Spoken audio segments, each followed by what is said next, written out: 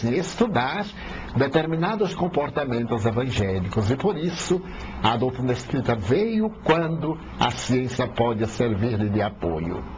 Nascer d'água, à luz do espiritismo, é a fecundação humana.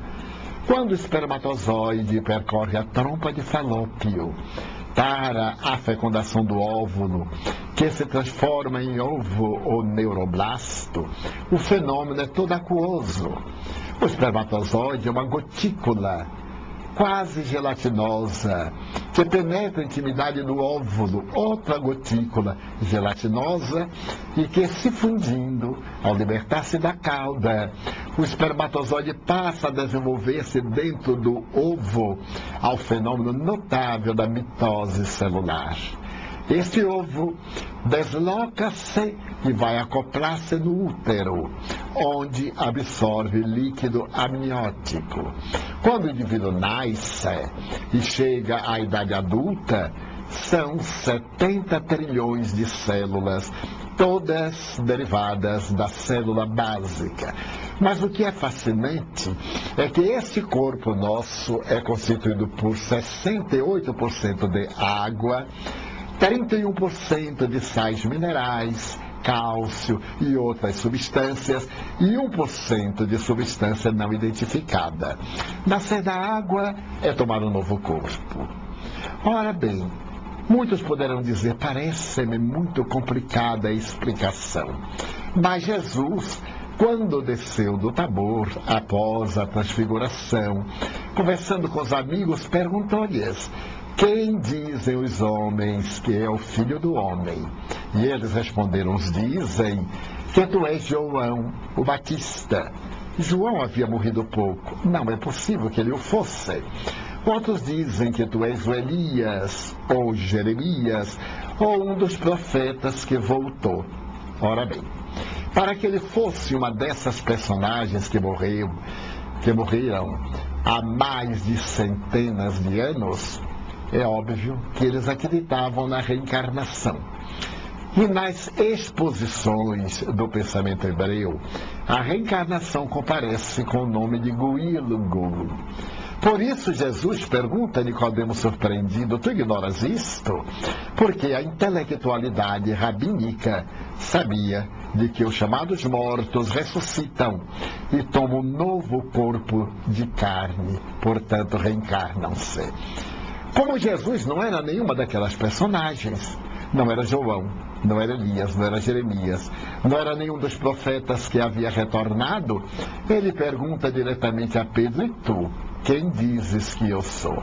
E Pedro logo confirma: eu digo que tu és o Messias, aquele que nós esperávamos. O diálogo é formoso, porque Jesus lhe diz: não foi a carne, nem o sangue que te revelaram, Simão. Foi o Pai que está nos céus quem tu revelou.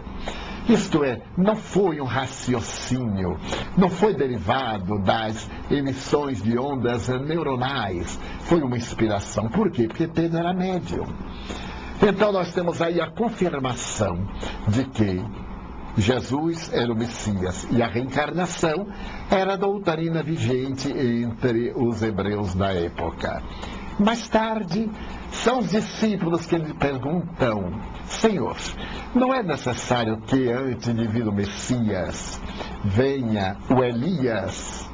E Jesus explica: sim, mas o Elias que havia de vir já veio. É este que aí está.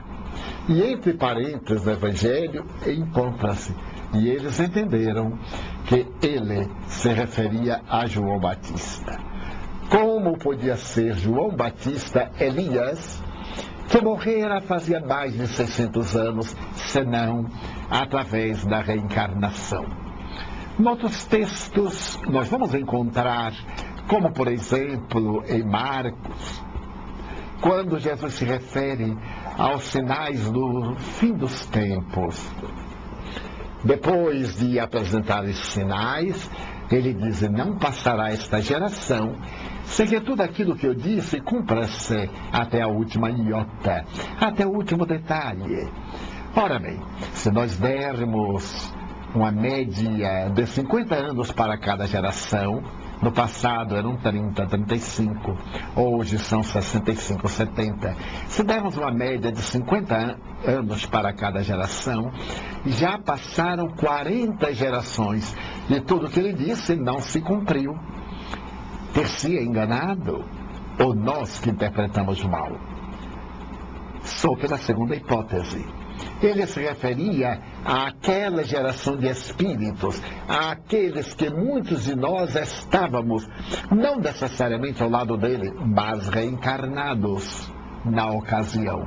Continuamos reencarnando-nos geração após geração e ainda estamos aqui acompanhando esse momento da grande transição, quando o mal será varrido da terra, o mundo se tornará melhor, portanto, sinais dos fins dos tempos de perversidade, de crueldade, de amargura.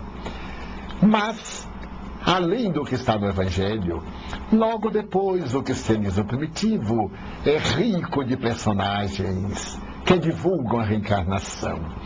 Se nós nos detivermos, por exemplo, na doutrina de Orígenes, na sua obra básica, a doutrina dos princípios, em Tertuliano, na apologética, em Porfírio, em Jâmblico, Eusébio, e tantos outros reencarnacionistas, até mesmo Agostinho, não será lícito crer, perguntou ele, que antes de eu ter estado no ventre de onde saí, eu estive no ventre de uma outra mulher. Ele adotava o conceito reencarnacionista que era vigente na chamada escola neoplatônica de Alexandria, desde quando foi criada pelo célebre Sacas. Mas a reencarnação continuou no cristianismo primitivo, nos séculos seguintes, até a ocasião em que o imperador do Oriente, Justiniano, convocou o segundo congresso, ou o segundo concílio universal, entre aspas, em Constantinopla. Justiniano era casado com uma mulher muito bela, muito inteligente. E essa mulher, que o seduziu em um prostíbulo, tornou-se imperatriz ao seu lado. Portadora de uma inteligência invulgar e uma habilidade política, dizem os historiadores, ela muitas vezes interferiu, mesmo nas questões não só do Estado, como da religião, desagradando muito ao Papa.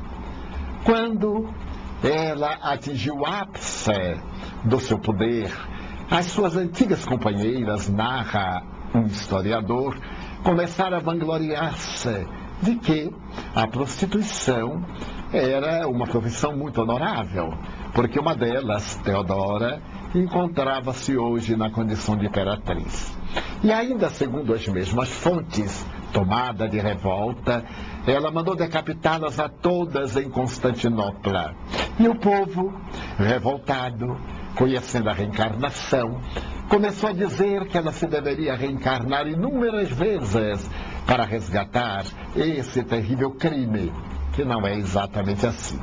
A reencarnação não advoga pagar olho por olho, dente por dente, essa é a velha lei de Talião. E também a reencarnação não nos impõe pagamentos, impõe-nos reabilitação, porque as leis de Deus são leis de amor. Retornamos para reaprender aquilo que não foi necessariamente aprendido no momento próprio.